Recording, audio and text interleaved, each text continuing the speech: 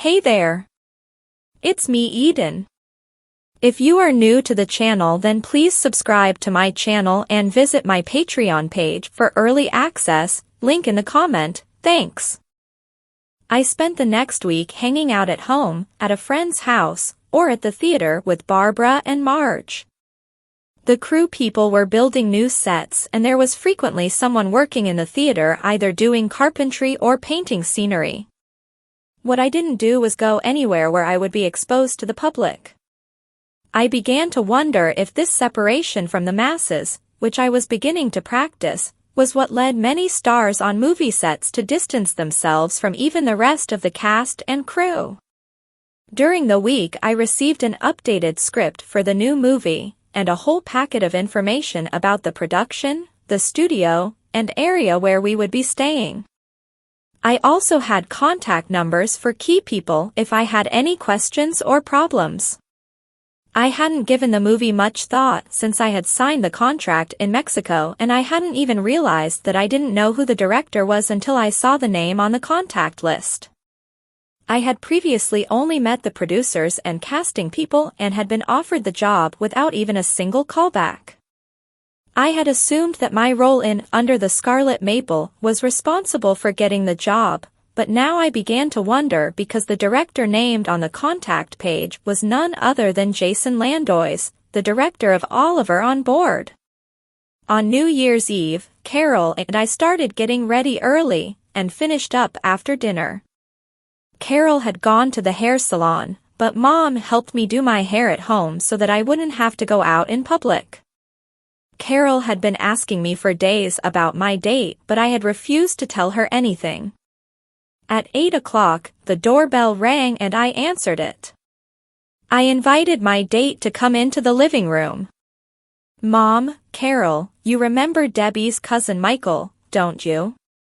Carol started laughing and Mom smiled and said, Crystal wouldn't tell us who her date was for tonight. It's nice to see you again, Michael. It's nice to see you again, Mrs. Ramsey. Did Marge help you? She loaned me the wig and mustache, like last time, but I applied them myself. Barbara loaned me the shirt, suit, and shoes. The socks, tie, and watch are my father's. Well, you look great.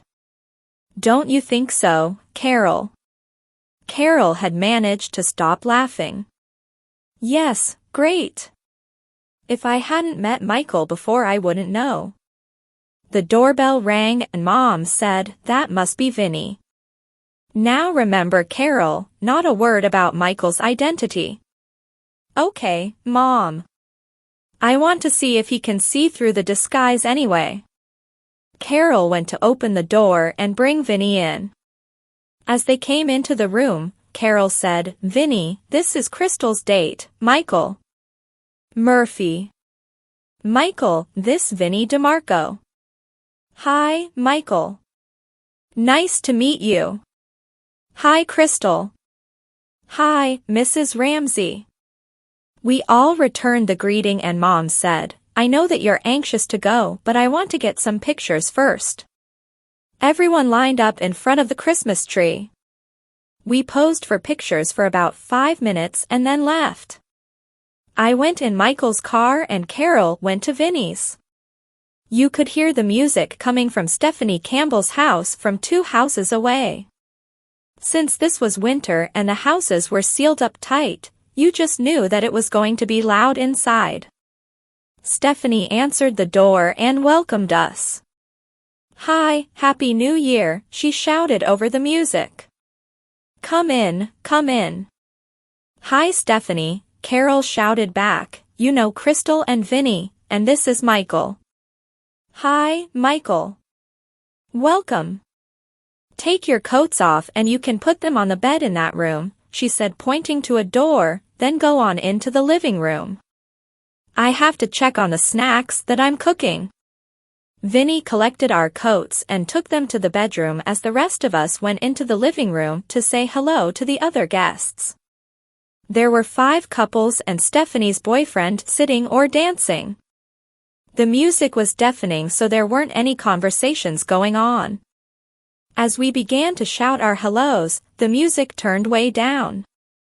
I guess that it wasn't unexpected that everyone wanted to hear about my acting career, so with the music playing at a background level I talked for quite a while, answering questions about the movies and other actors that I worked with.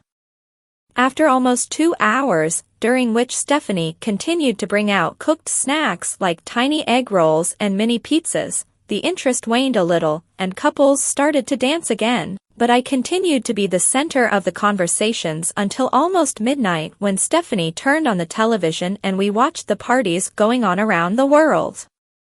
As the countdown in Chicago reached 0, we clapped and screamed and kissed, like everyone else that we saw on the TV. This year, for the first New Year's Eve in 2 years, I didn't have a line of old men waiting to kiss me. We stayed at the party for about 2 more hours, during which I danced with Michael much of the time. We had had so few occasions where we could be intimate, outside of Graham's house, that I took advantage of it. As far as I could tell, Vinny never once suspected that Michael was really Debbie in disguise. I got to see Debbie twice more before I left for California on Friday. My accountants had my tax returns ready and I had to review them and sign them before I left for England because I might be gone until after the filing deadline. I also needed a quiet place where I could learn the new script. Mom was going to stay home and then meet me in New York for the flight overseas. Mom had driven me to the airport and waited until the plane was boarding. I was wearing my disguise and, without anyone shouting my name, I didn't have a single problem, although I did get those, "Don't I know you from somewhere?" looks from a number of people. I only traveled in first class now, and the flight attendants, who knew my real name from the passenger list, were extra friendly. I signed a number of autographs for them or for other passengers when the flight attendants brought me the books or papers. Mom had arranged a limo to take me to the condo. I would have my car after that because Carol had left it in our assigned spot. I lazed around the condo or out by the pool over the weekend. It was great to bask in the warm sun after suffering through the snow during the past 2 weeks. I spent most of the time studying the script or practicing my lines in front of a mirror. On Monday, I drove to the accountant's downtown office and went over the statements. While I knew how much money I was making, it was a shock seeing the actual numbers recorded on the forms, and to see the reports that made me look like a corporation or something. Seeing how much money I was paying in taxes made me wonder how many villages and towns had total budgets that were lower. On Tuesday, I called Sharon Oberson's service and gave them the code word so that I could hear the pre-recorded personal message. According to that message, Sharon was in town, so I called the unlisted number that she had given me and was delighted to hear her voice. "Sharon, it's great to finally reach you." "Crystal?" Yeah, "I'm in town. How are you?" "Okay. I feel like a beached whale, and my legs and feet are swollen, but other than that I'm okay." "Oh, I'm so sorry. Is there anything that I can do?" "Yes. Come visit me. I need some company." "I'd love to." "When?" "As soon as you can. And bring some ice cream. Peanut butter fudge ripple. And a pizza with extra anchovies." I laughed. "Anything else?" "Pickles, maybe?" nah. "I've got lots of pickles. Maybe some liverwurst, though." "Okay. Peanut butter fudge ripple, pizza with extra anchovies, and liverwurst. Give me an hour." "Okay. You're a doll. See you." Bye. I went through the yellow pages and found a deli that had liverwurst, and that was on the way. Then I called a dozen convenience stores before I found one that had the ice cream that she wanted. Lastly, I ordered pizza with double anchovies, on half, because I hated anchovies and I knew that I'd want a piece. It would normally have taken me 20 minutes to reach Sharon's condo, but because of the stops it took 45. Hi, girlfriend. Sharon, you're enormous. Are you having quintuplets? No, just twins. Oh my God, really? I was just kidding. I'm not. Honest. That's what the sonogram shows. I have it on videotape. Wanna see? You bet. But first, the ice cream is warming up, the pizza is cooling down, and the liverwurst is making me nauseous. Okay.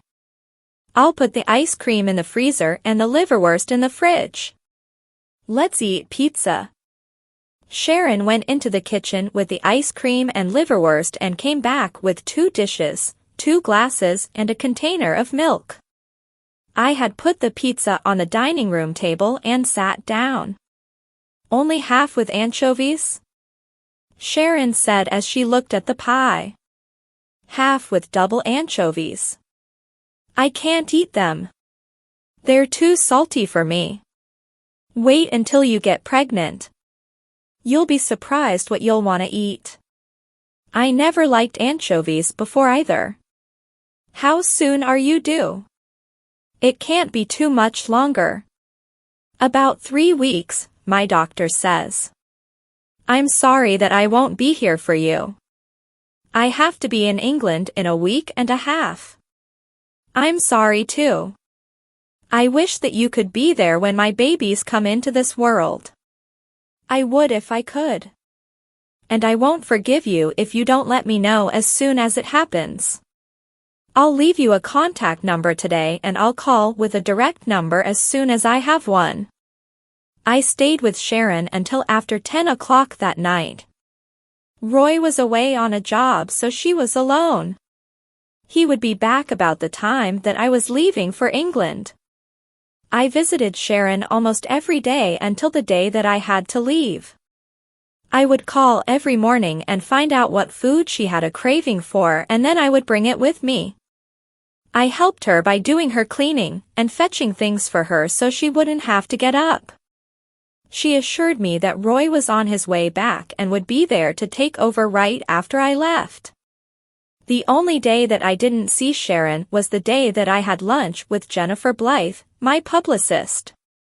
After lunch we went to her office and spent the next several hours discussing my career and options.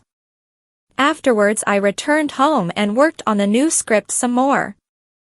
Please subscribe for the next part and visit my Patreon page for early access. Link in the comment. Thanks.